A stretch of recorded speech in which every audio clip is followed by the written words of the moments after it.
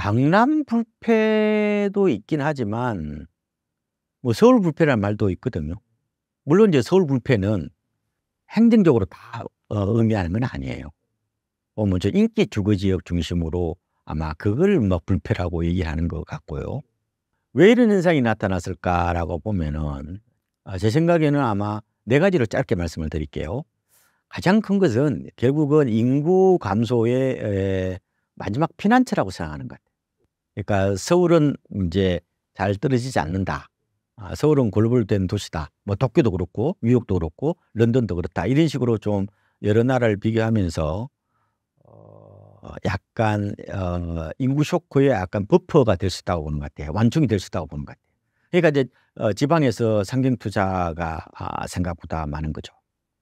그래서 두 번째로 보면은 우리가 2023년에 서울 아파트 외지인 아파트 매입 비율이 25% 정도 되거든요. 네 채 중에 한 채를 샀다는 거죠. 이게 옛날에는 없지 않았어요.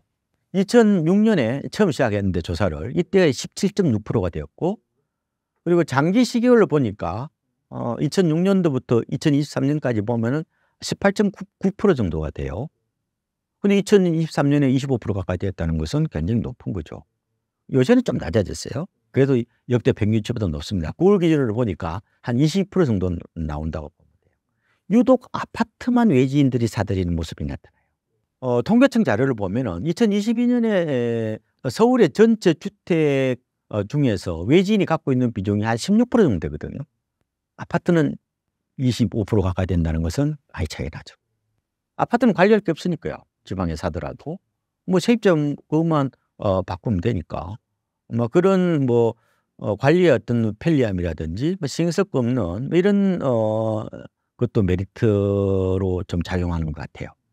그다음에 이제 세 번째로는 서울의 주택 보급률이 여전히 낮다는 거예요. 2022년 기준으로 서울 주택 보급률이 93.7%입니다. 100%가 안 돼요. 우리나라 평균이 102% 넘잖아요. 이 13년 만에 최저치입니다. 3년 연속 떨어지고 있어요. 이걸 다 알고 있다는 거죠, 저는. 시장 자체가 효율적 시장 가설이 되고 있잖아요. 정부들 다 알고 있습니다. 그렇게 좀 보시면 될 것 같고, 그다음에 최근에 좀 늘어나고 있는 것은 제 생각에는 아파트 가격이 비싸다고 얘기를 하는데 PIR 기준으로 보면은 뭐 한 해 뭐 연봉을 한 푼도 안 쓰고 다 모았을 때 몇 년치 걸리느냐 이거잖아요. 그래서 서울 아파트 담보대출 KB에서 나가요. 그걸 기준으로 PIR을 계산해 보니까 2024년 3분기 현재 11.2배예요.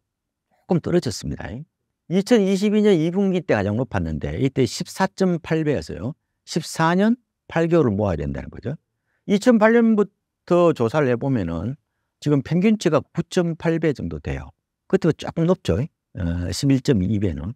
아마 이 서울이 어떻게 조사하기에 나름이에요. 여전히 비싸죠. 뭐 일반 대기업 뭐 셀러리맨들이 뭐 평생 모아도 못 살 정도 비싼데 PIR 기준으로 따져 보면은 실제 담보대출 나간 기준으로 보면은 조금 떨어진 것도 좀 작용을 한 게 아닌가 뭐 이렇게 저는 보고 있죠.